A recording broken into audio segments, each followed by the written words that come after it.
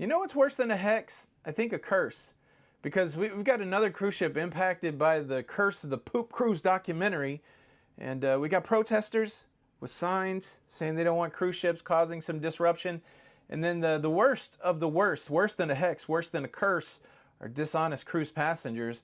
And because of some dishonest jerky faces, now we got to pay more money. You, me, everybody. Thanks, losers. All that and some more on today's episode. Let's go.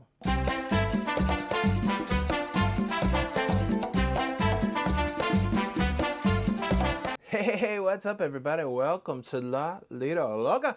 Welcome to the Cruise Show. I am your host, Tony, here to talk you through everything going on in cruising. It's everything going on in cruising. It's for your face. For your face on a Monday the 4th of August, 2025. And welcome to my remote office. I am on MSC's World America, today ported in Puerto Plata. And let's talk about the curse of the poop cruise documentary. Last month, our friends at Netflix, they released a documentary about the challenges of the Carnival Triumph from back in the day, otherwise known as the poop cruise. And that certainly got a lot of attention. People were talking about the number ones and the number twos of the poop cruise. And all of a sudden, we get all these other cruise ships that start breaking down after that documentary comes out. Now, I think I'm the only one that's made the connection, but I'm in tune with the all things cosmic. Is there a big alien mothership making its way to the Earth that's supposed to be here in November, December, or am I just hallucinating that? There's a lot of talk about alien motherships right now. That alien stuff, that can't be true. But what is true is this curse. This curse, that's a real thing, I think. This curse of the Poop Cruise documentary. And the next cruise ship that has fallen victim to this curse is the Celebrity Constellation. Back on August the 2nd, 2,170 passengers, that's what it holds, the Constellation. That cruise ship lost power for about 3 hours off the coast of Italy. And they had a technical issue. The article says they were just floating around with no air conditioning, none of the things that you need to make cruising comfortable. Fortunately, they were able to address the technical issue, and now everything is copacetic. But yeah, that would suck. That would suck to be afloat. Hey, there's Italy. Oh, where are we going? Anybody got a paddle? Yeah, curse of the Poop Cruise documentary. It's very real, and I'm not sure how we exercise that curse, but I'm not one for exercise anyways. Okay, let's talk about protesters. Protesters delaying the celebrity, there's two celebrities having trouble. Protesters delaying the celebrity eclipse's arrival in Amsterdam. Now I'm going to Amsterdam. Shout out Ludacris. This happened back on July the 27th. A group of protesters delayed the arrival, approximately 35 militants. 35 militants. They took to canoes and inflatable rafts, and they went and they approached the front of the celebrity eclipse, and they prevented it from docking. They say the protest lasted for about 2 hours. There were 5 arrests for assault and failure to show identification.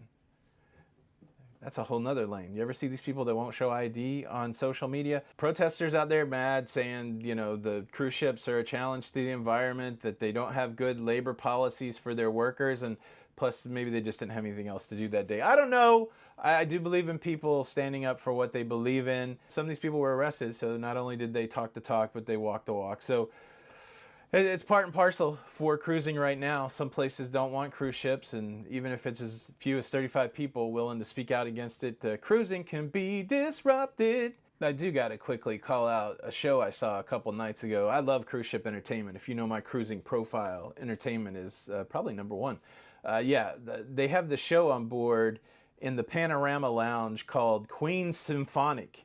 And this Panorama Lounge is very interesting because I think it serves double duty. It's at the aft of the ship, and I think the windows, the coverings of the windows, they open up, you get a panoramic view of the aft of the ship.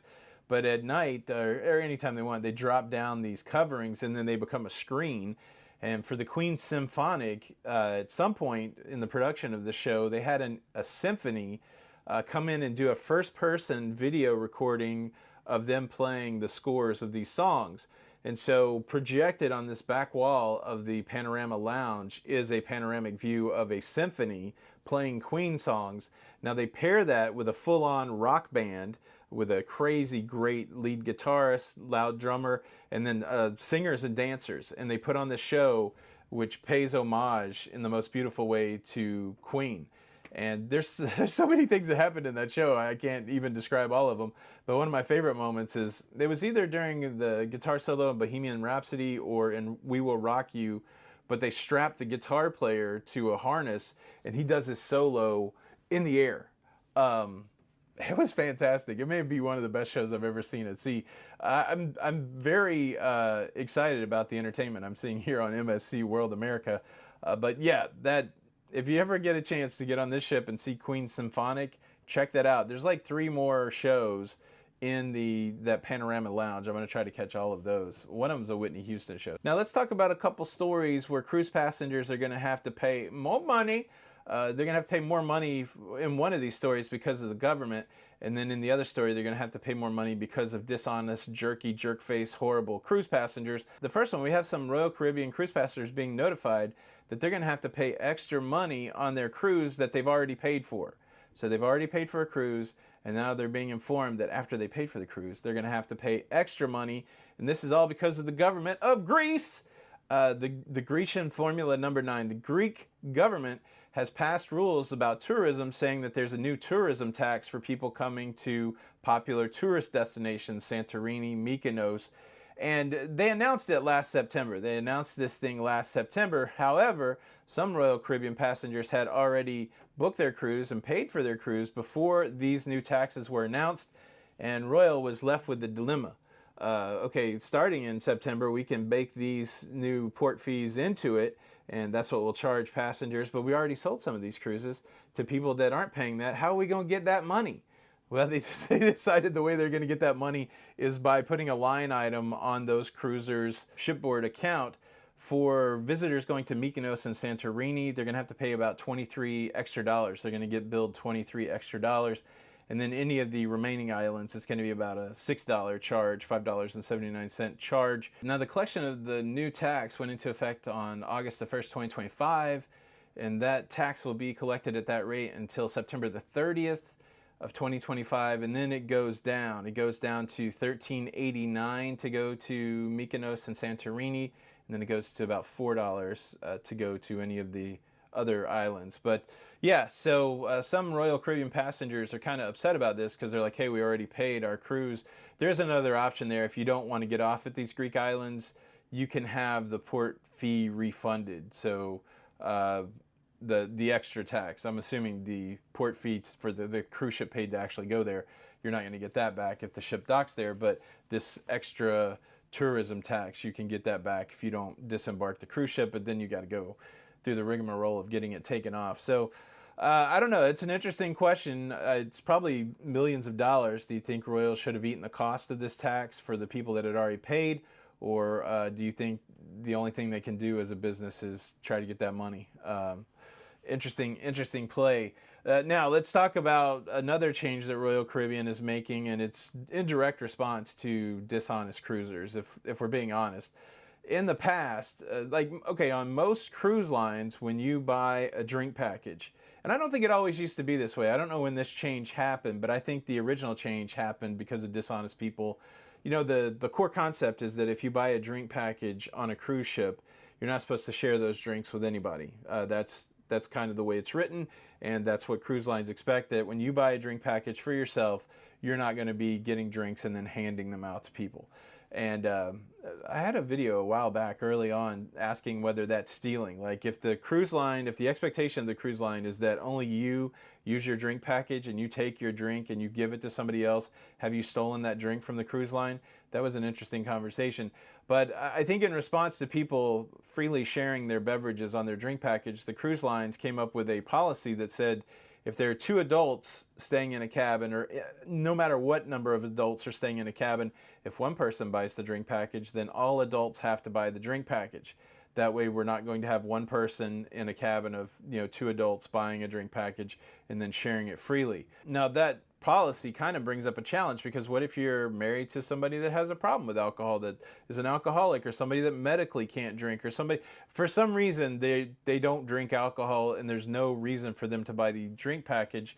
Now you're penalizing that person because you're making both adults buy the drink package. Well, Royal Caribbean was one of those cruise lines that would make an exception. You could have a doctor get you an exemption, or I don't even know if you need a doctor's note, but you could apply for an exemption saying, I don't drink alcohol. It doesn't make sense for us to buy 2 alcohol drink packages. And I think they would let you buy a lesser package, like a soda package. So as long as one person had the alcohol package and the other person had some other kind of lesser package, they would be cool with it. Well, they're not cool with it anymore. Starting on August the 1st, they are cutting out those exceptions. And the reason they're cutting out those exceptions is they're saying that the exceptions are way on the rise. So I think people got keen to it, and the exceptions are way on the rise. And then them observing the way that people behaved on cruise ships, there's a lot of sharing of drinks. And so, that's what happens, right? Dishonest people mess it up for everybody else. And now there's not going to be any more exemptions on there. And look, it's not just limited to Royal Caribbean. I've certainly seen, even recently with the change of the Princess drink packages to where you can only get 12 bottles of water a day, I believe that is directly in correlation to people being dishonest, because I know I've seen on days that we were leaving the cruise ship on Princess Cruise Line, people stop at the bar right next to the gangway and get 4 or 5 waters, and then they start doling them out to people in their party. So do all of those people have the package? Do they not? I don't know. But if you're there observing that as the cruise line, you're going, are they sharing drink?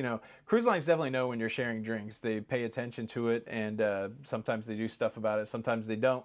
But one thing they certainly do about it is change their policies to make it less share friendly. And I believe that's what's happening with Royal Caribbean. Can I move it close for this next one? Is it too close? All right, I'll back up a little bit. Celebration time. We hit 289,000 subscribers. We're marching our way. We're marching our way to get to the big 300,000 subscriber mark. Hoping to get there by the end of the year. I'd love for you to be a part of that fun journey to 300,000. It doesn't cost anything to subscribe. Just hit the subscribe button and you really help us out with YouTube. So thank you in advance for that. Look, that's everything that's going on in cruising. And really, there's nothing left to do but dance. I don't have any music, so I'm just gonna hum. Get up, get up, dancing when there is no tune to dance to. Everybody get up, everybody get up. We're dancing when there is no tune to dance to. Everybody get up, everybody get up. That's it. That's all I got. We'll see you on Lido. Bye.